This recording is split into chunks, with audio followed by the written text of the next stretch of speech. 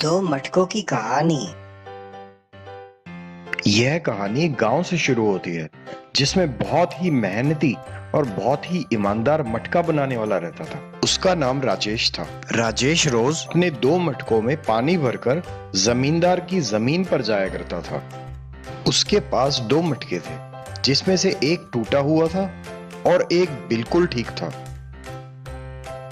एक दिन राजेश जब अपने दोनों मटकों में पानी भरकर जमींदार की जमीन पर जा रहा था तो ठीक मटके ने टूटे हुए मटके को कहा, देखो, मैं तुमसे ज्यादा पानी ले जा सकता हूँ। तुम तो टूटे हुए हो, तुमसे तो सारा पानी निकल जाता है। मैं तुमसे ज्यादा काम आता हूँ। तुम तो सारा पानी बाहर निकाल देते हो। तुम तो किसी काम के नहीं हो, किसी काम नहीं आते हो तुम। ये सुनकर टूटे हुए मटके को बहुत दुख हुआ। उसको बहुत छोटा महसूस हो रहा था और बहुत बुरा भी लग रहा था। उसको बहुत तकलीफ हुई कि सारा पानी उसके अंदर से निकल जाता है। उसको यह महसूस हुआ कि वह राजेश के अच्छे से काम नहीं आ रहा है। उसने यह सोचा कि वह राजेश को बोलेगा कि वह उसे बदल दे। टूटा मटका राजेश को यह बोलने की हिम्मत नहीं जुटा पा रहा था। पर एक दिन जब राजेश अपने दोनों मटकों को पानी से भरकर जमींदार की जमीन पर जा रहा था तो टूटे मटके ने राजेश से कहा, राजेश, तुम मुझे बदल दो। मैं तुम्हारे किसी काम का नहीं हूँ।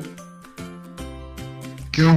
ऐसा क्यों लगता है तुम्हें? देखो, मैं तुम्हारे कोई काम नहीं आता। मैं सारा पानी गिरा देता हूँ। मुझ में छेद है। मैं पुराना हो गया हूँ। मुझसे सारा पानी निकल जाता है और तुम्हें तो अच्छे और नए मटके की जरूरत है, इसीलिए तुम मुझे बदल दो। राजेश ने उसका दुख समझा और बहुत देर सोचने के बाद बोला, क्या तुम रास्ते के किनारे पर ये पौधे देख रहे हो, फूलों वाले? मैं जब भी पानी लेकर आता हूँ, मैं हमेशा ध्यान रखता हूँ कि तुम में से पानी निकलकर इन पौधों में लगातार गिरता रहे। जब भी तुम्हारा पानी इन पौधों पर गिरता है तो ये पौधे अच्छे अच्छे, खुशबूदार और बहुत सुंदर सुंदर अलग अलग तरह के रंगों के फूल उगाते हैं और फिर ये फूल भगवान को अर्पित किए जाते हैं। तुम अपने आप को छोटा महसूस मत करो। अगर तुम्हारा पानी इन पौधों पर गिरता ही नहीं तो कैसे ये पौधे इतने सुंदर सुंदर, खुशबूदार और रंग बिरंगे फूल उगाता और कैसे ये भगवान को अर्पित होते? तुम्हारे पानी के गिरने की वजह से ही तो ये बहुत सुंदर, खुशबूदार और भगवान को अर्पित होते हैं रंग बिरंगे फूल। धन्यवाद राजेश। राजेश की ये सारी बातें सुनकर ठीक वाला मटका बोला, मैं मेरी गलती समझ चुका हूँ। अब से मैं तुम्हें कभी ऐसे नहीं बोलूंगा। तुम में कोई कमी है, मुझे नहीं पता था कि तुम तो बहुत काम के हो। तुम्हारी वजह से फूल कितने खुशबूदार रंग बिरंगे होते हैं। धन्यवाद तुम्हारा। तुम दोनों ही मेरे लिए प्यारे हो।